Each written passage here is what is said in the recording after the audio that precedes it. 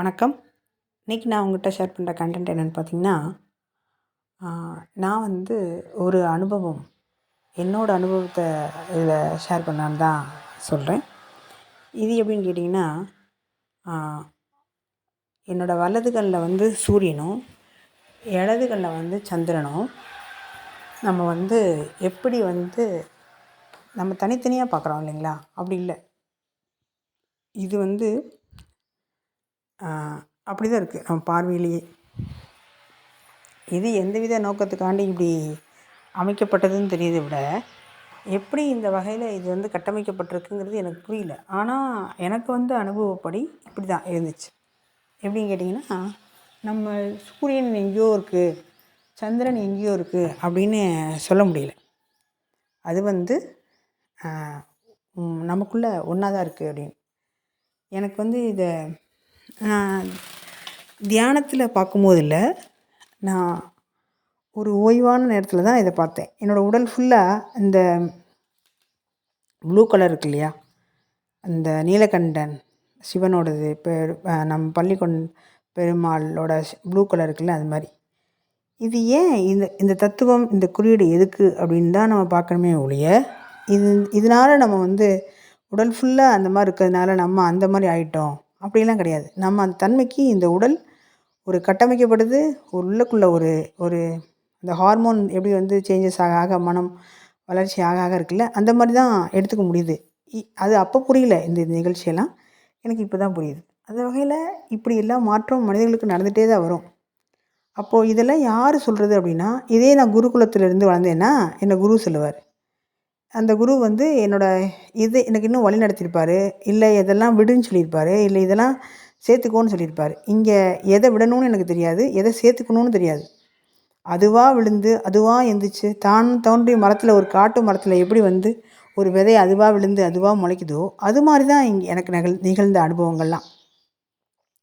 Especially யார்கிட்ட போய் நான் ஸ்பெஷலாக இவங்க தான் கற்றுக்கிட்டேன். இப்போ நான் வந்த பாதையை எங்கே ஒரு புக்காக எழுதுங்க, ஒரு இதாக சொல்லுங்கன்னா, நான் அப்படி அங்கங்கே போய் தான் சொல்ல முடியுமே ஒழிய, ஒரு கோர்வையாக சொல்ல முடியல. ஏன்னா அப்படி காலகட்டங்கள் இல்லை.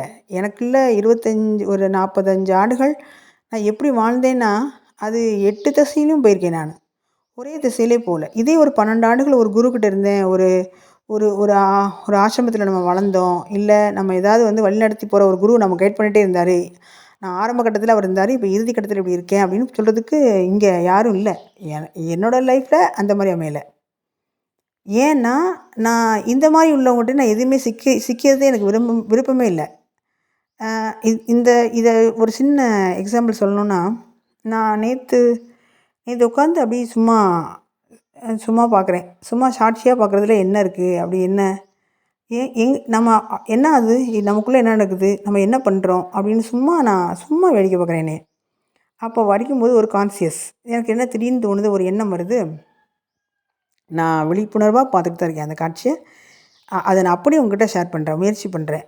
ஏன்னா ஏன் இதை நான் இதை உங்கள்கிட்ட உடனே இதை பேச வேண்டிய என்னன்னு கேட்டிங்கன்னா, அப்போ தான் இதோட ஒரு என்ன சொல்கிறது, அதோட ஒரு புதுமைத்தன்மையை விட அந்த வெளிப்படும் தன்மை அப்படி சுவாரஸ்யமாக இருக்கும். அதனால்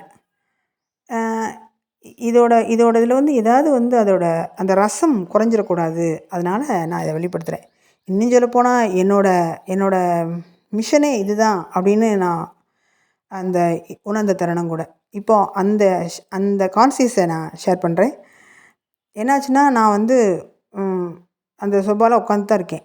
இப்படி அப்படி உட்காந்துட்டு இருக்கும்போது என்னோடய கான்சியஸ் நான் இது எனக்கு அருள் நிலையில் அப்படின்னு நினச்சிட்டு இருந்தேன். இப்போ அருள் நிலையில் இல்லை, நான் சும்மா கண்ணை மூடி சும்மா கண்ணை திறந்து சும்மா பார்த்துட்ருக்கேன். என்ன வேடிக்கை சும்மா.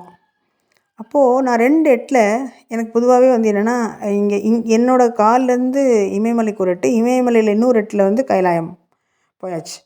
2 எட்டில் போயிட்டேன். 2 எட்டில் போனோடனே அங்கே அகத்தியர், சிவன் இவங்கெல்லாம் ஒரு மீட்டிங் ஏதோ நடக்க போகுது. ஹாய் என்னை கூப்பிடாமே ஏதோ நடந்துட்டீங்க, நான் வந்துட்டேன் அதுக்குள்ளேயும் அப்படின்னு கேட்கும்போது, அதுதான் வந்துட்டியே அப்படின்னு அகத்தியர். நான் உடனே சரி வந்தாச்சு. நீ நானாவது 2 எட்டில் நான் கேட்டேன் அகத்தியரை, யோ நானாவது 2 எட்டில் வந்தேன், நீ எப்போவுமே இங்கே தானே இருக்க அப்படின்னு நான் சொல்கிறேன். உடனே அந்த இது வந்து எப்போ பார்த்தாலும் இங்கேயே நினச்சிட்டு இருந்தா அப்போ சொல்கிறதுக்கு முன்னாடி வரத்தான் செய்யணும் அப்படின்னு அகத்தியர். சரி ஆரம்பிச்சிட்டிங்களா, அப்படி எதுவும் எதுக்கு இப்போ இந்த மாதிரி பண்ணுறீங்க அப்படின்னு. உடனே நல்லா ஞாபகம் வச்சுக்கோங்க, இந்த நிமிஷம் கூட நான் அந்த நிமிஷத்தில் நான் என்ன நினைக்கிறேன்னா, இதை எப்படி நம்ம கோர்வையாக ஞாபகம் வச்சுக்கிறது, இதை நம்ம வந்து ஒரு ஞாபகப்படுத்தி பின்னாடி பார்க்குறதுக்கோ, இல்லை இப்படி தான் நடந்துச்சுன்னு சொல்கிறதுக்கோ நம்மக்கிட்ட என்ன இருக்குது, ஏதாவது மறந்து போயிடக்கூடாதேன்னு அந்த நிமிஷம் நினைக்கும்போது அடுத்த செகண்ட்லேயே அகத்தியர், இந்த பார்த்தீங்களா இப்போ கூட அவள் வந்து அந்த பேசுகிறதுக்கு எப்படி கண்டென்ட்டை வந்து ஞாபகப்படுத்துறதுன்னு தான் யோசிச்சுட்ருக்கா அப்படின்னு. உடனே உடனே நான் ஆமாம் நான் அப்படி தான் யோசிக்கிறேன், அதனால் என்ன இதில் என்ன அப்படின்னு நான் சொல்கிறேன். இது வந்து உடனே செஞ்சு உடனே இதை சொல்லணுமா என்ன, இந்த இந்த ப்ராசஸ் நடக்கும்போது அப்புறம் அது அகங்காரம் வந்துடாதா, இது வந்து இதாக மாறிடாதா அப்படின்னு. இதில் என்ன அகங்காரம் வந்துட போது, நான் வந்து வெளிப்படைத்தன்மையில் சொல்கிறேன் இவ்வளோ என்ன இருக்குதுன்னு இங்கே கான்வர்சேஷன். அப்போ சிவன் சொல்கிறாங்க, சரி விட சொன்னால் சொல்லிட்டு போட்டுமே, அவள் வந்து அதுக்கு தானே வந்திருக்கா விடு அப்படின்னு. இது போயிட்டே இருக்கும்போது என்னாச்சுன்னு கேட்டிங்கன்னா, எனக்கு சரி ஏதாவது ஜூஸ் எது கொடுக்கலாம், நான் உடனே ஆப்பிள் வாட்டர் மெலன் சொல்கிறேன். ஏம்மா பூலோகத்தில் ஜூஸ் குடித்தது தான் இங்கே குடிக்கணுமா அப்படின்னோடனே, சரி அப்போ நீங்கள் என்ன ஜூஸ் தருவீங்களோ அதையே கொடுங்க. நாங்கள் என்ன ஜூஸ் இங்கே குடிப்போம் தெரியுமா, கற்பக விருட்ச மரத்தில் இருக்குல்ல அந்த அந்த பழத்தை தான் நாங்கள் ஜூஸ் போட குடிப்போம். ஓ அதனால தான் இங்கே அமரராக எளிமையாக இருக்கீங்க, இளமையாக இருக்கீங்க என்ன அப்படின்னு. அப்படி இல்லை அப்படின்னு நான் சொல்கிறேன். உடனே சரின்னு சொல்லிட்டு ஒரு ஜூஸ் ஒரு டம்ளரில் கொடுக்குறாங்க. அது வந்து ஒரு ஒரு தங்க தங்க டம்ளரில் தங்க தண்ணி மாதிரி இருக்குது. அந்த ஒரு மாதிரி ஜூஸ் கொழு கொழுன்னு இருக்கு முன்னாடி. இது என்ன தங்க மாதிரி இருக்குன்னு. ஆமாம், கற்பக விருட்சமெல்லாம் என்ன பழம் தரும், தங்கப்பழம் தான் தரும், தங்கப்பழத்தை ஜூஸ் போட்டால் தங்க ஜூஸாக தான் இருக்கும் அப்படின்னு சொன்னோடனே நான் அந்த ஜூஸை குடிக்கிறேன். சரின்னு சொல்லிட்டு அப்படியே ஓகே, இந்த மாதிரி உங்கள் பிரச்சனை எப்போ தான் தீரும், இது இது வந்து நன்மையில் தான் முடியணும், நாரதர் தான் வர சொல்லணும் அப்படின்னோடனே, ஏன் சிவலோ இந்த கைலாயத்துக்கும் நாரதர் வருவாரா என்ன அப்படின்னு கேட்டோன்னே, ஏன் வர முடியாது, நான் மனத்தால் நீ எங்கே நினைக்கிறியோ அங்கே போயிடுவேன். இப்போ நீ வைகுண்டத்தை நினை அப்படின்னு சிவன் சொன்ன உடனே நான் வைகுண்டம் நினச்சோன்னா டங்கின்னு அங்கே போயிட்டேன். எங்கே போயிட்டேன், அந்த வைகுண்ட இடத்துக்கு போயிட்டேன். அங்கே அந்த பார்க்கடலில் அந்த அந்த அவங்க யார் பெருமாள் வந்து இருக்காங்க, பக்கத்தில் லக்ஷ்மி இருக்காங்க. நான் உடனே வணக்கம் நான் அதான் சொல்லுவோம்ல, நான் வந்து வந்ததை எனக்கு சடனாக அப்படி நினச்சோன்னே போயிடுவோன்னு நான் நினைக்கல.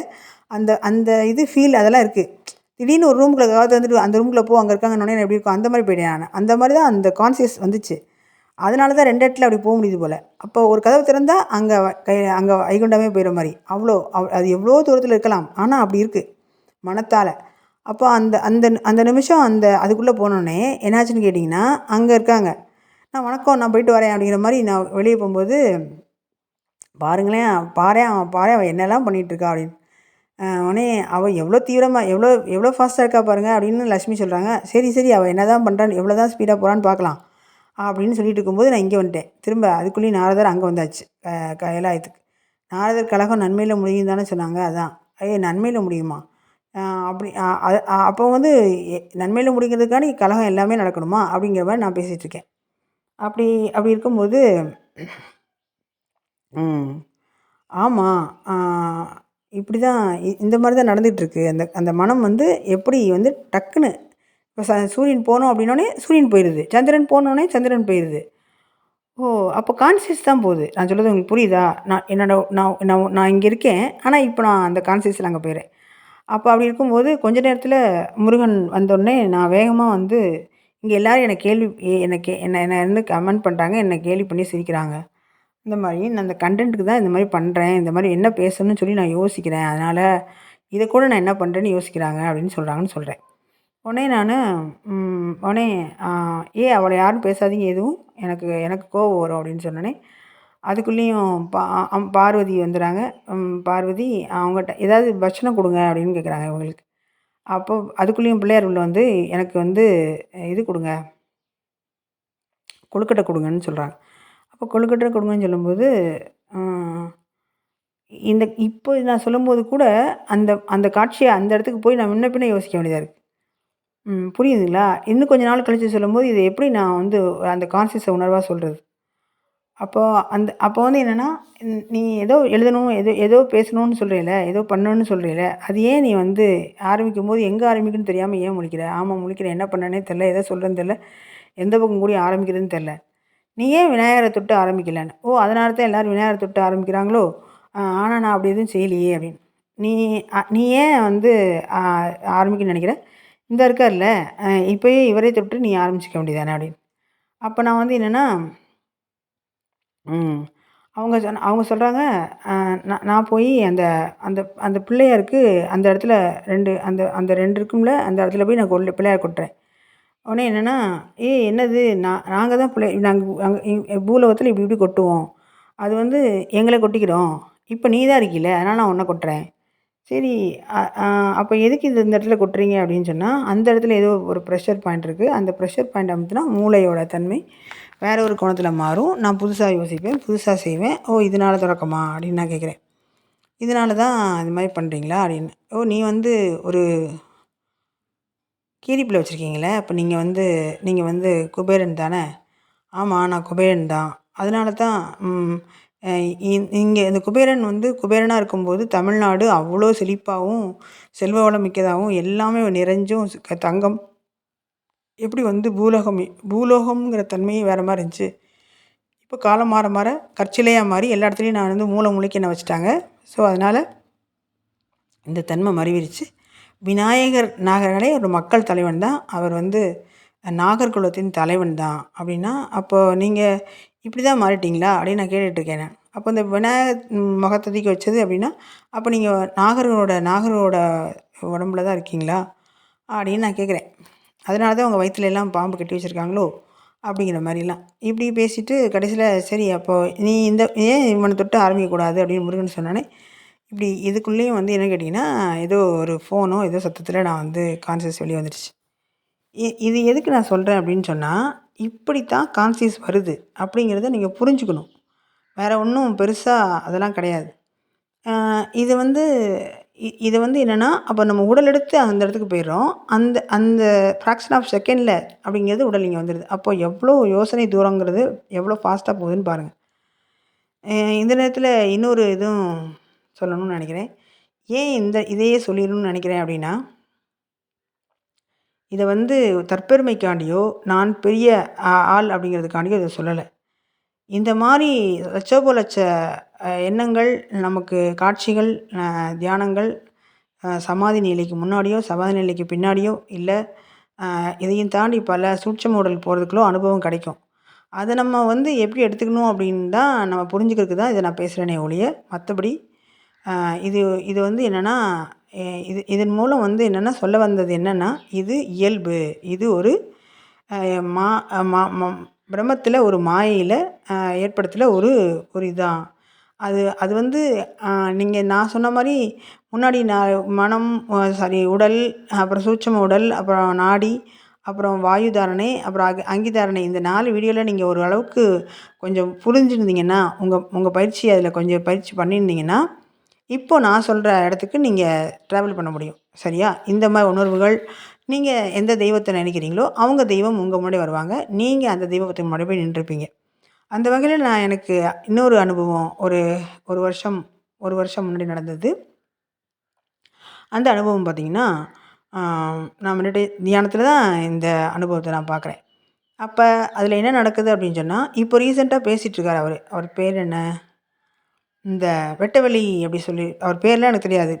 பேர் இல்லாதவன் தான் ஸ்டார்ட் பண்ணார். அந்த பேர் இல்லாதவன் தான் பார்த்தேன். அப்புறம் மண்டை ஓட்டுக்காரன் இப்படி ஆரம்பிச்சிருந்தார். அவர்கிட்ட பேசும்போது எனக்கு பொதுவாக நிறைய பேரை நான் வந்து பார்க்கணும், பேசணும்னு சொல்லும்போதெல்லாம், இந்த சிவசங்கர் பாபா மாதிரி ஆளுகள், அப்புறம் கிருஷ்ணவேணி அம்மா, இந்த மாதிரிலாம் அவங்கள மீட் பண்ண நினைக்கும் போதெல்லாம் ஒன்று மிஸ் ஆயிடுவாங்க அவங்க, இல்லைன்னா நான் அவங்கள மிஸ் பண்ணிடுவேன். நித்யானந்தர் போய் இந்த இதில் போலீஸில் மாட்டிக்கிட்டாங்க. இதில் அப்புறமா வந்து அவர் தான் அந்த சிவசங்கர் பாபாவும் மாட்டிக்கிட்டாரு. அப்புறம் நான் வந்து ஏன் சத்குருக்கிட்ட வந்து சத்குருவோட தன்மையில் வந்து என்ன கேட்டிங்கன்னா, அவர் ஏதோ ஒரு இதில் எனக்குள்ள கனெக்ட் ஆகல. ஸோ இந்த மாதிரி இருக்கும்போது என்னென்னா, இவர் வந்து என்னோட இதில் கனெக்ட் ஆகிறாரு. அப்போ நான் என்ன நினச்சேன்னா, சரி இவர் மூலம் நமக்கு எதாவது தெரியுதான்னா, இவரை நான் நேரில் பார்க்கும்போது எனக்கு என்ன பயம் வந்துச்சுன்னா, ஒருவேளை நம்ம வந்து நான்கிற தன்மையை உடைஞ்சு, நாம மறந்து சித்தம் கலங்கி நான்கிற தன்மைக்கு போயிடுவோம் அப்படிங்கிற உள்ளுணர்வு எனக்கு ஒரு உள்ளுணர்வு அதிகமாக தோணுது. அப்போ நான் நினச்சேன், சரி ஓகே அப்படின்னு சொல்லிட்டு இவர் நம்பர் எனக்கு கிடைக்கிது. சேம் டைமில் நான் வாட்ஸ்அப்பில் மெசேஜ் பண்ணுறேன். நான் மெசேஜ் பண்ணுறதுக்குள்ள நான் ஒரு ஒரு வார்த்தையும் அனுப்பும்போதெல்லாம், இவர் வந்து அந்த கும்பிடுற மெசேஜ் எமோஜி இருக்குல்ல, அதை மட்டும் அனுப்பிச்சி விடுவார். அனுப்பிச்சு முடிச்சு விட்டுட்டோனே, இவங்க நிஜமாவே பார்க்குறாங்களா இல்லை இல்லையான்ட்டு ஒரு நாள் என்ன பண்ணேன், அந்த அந்த அந்த அனுபவம் இருந்துச்சு பார்த்தீங்களா, என்னோட அனுபவத்தை நான் அவர்கிட்ட ஷேர் பண்ணி அனுப்புகிறேன். எனக்கு வந்த அனுபவத்தை ஷேர் பண்ணி அனுப்பிட்டேன். அதுக்கடுத்து அவர் வீடியோ, ஒரு பிக்சர் இதெல்லாம் பார்க்கவே முடியல. எனக்கு என்னன்னா, அடக்கடவுளே!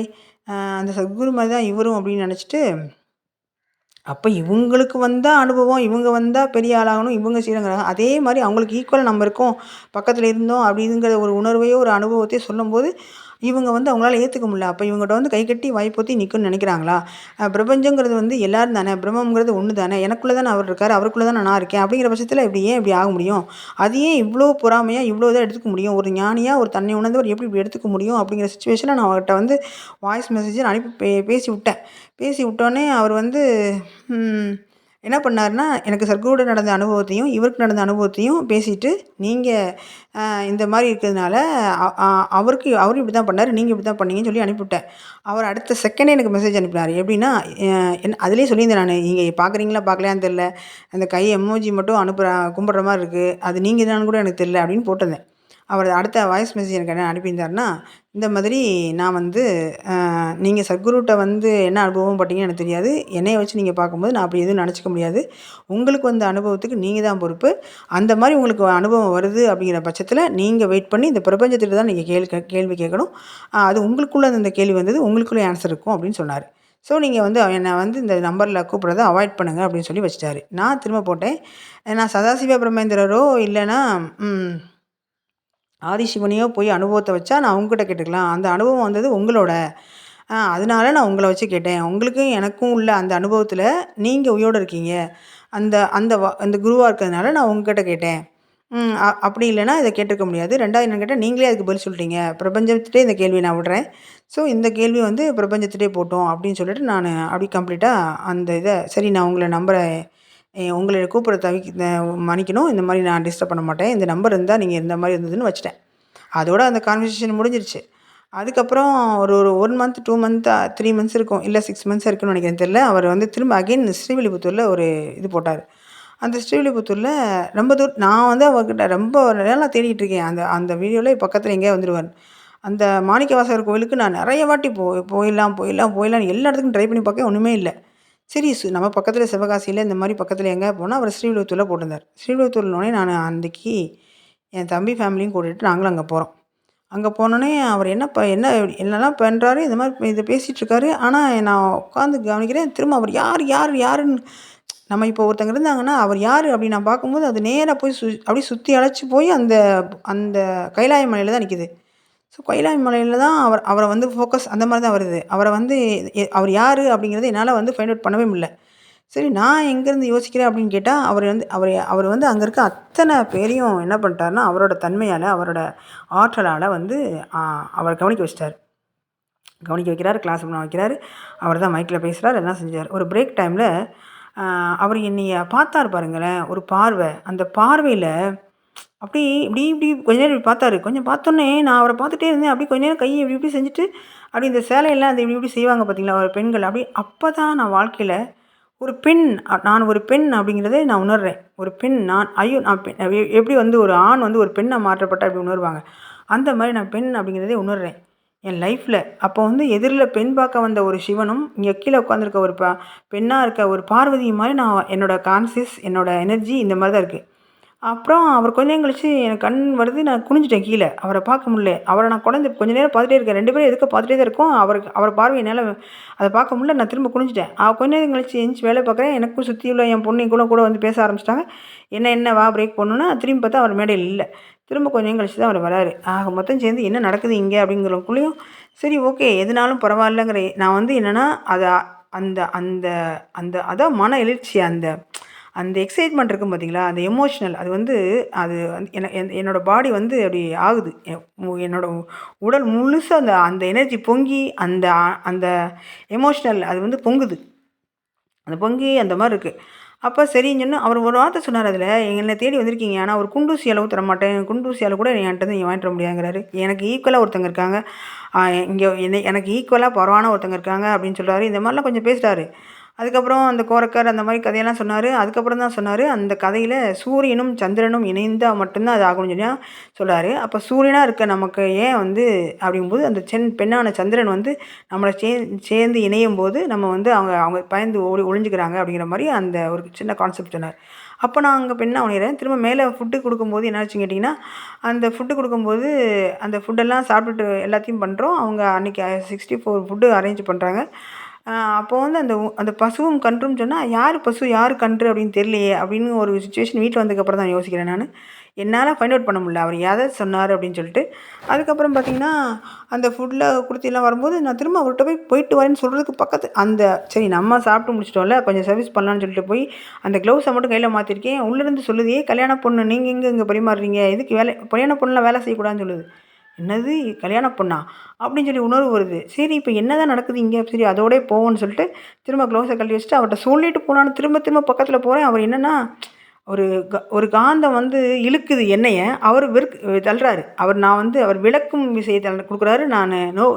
நான் வந்து அவர் கூட கவர்ற விசையை கொடுக்குறேன் நான். 2யுமே வந்து அவர் அதிகமாக பண்ணதுனால நான் பக்கத்துலேயே போக முடியல. சரி பரவாயில்ல போ, நம்ம வந்து இவ்வளோதான், நம்ம வந்து சரி இவ்வளோதான் நம்ம அவர்கிட்ட சொல்லியாச்சு நினச்சிட்டோம்ல.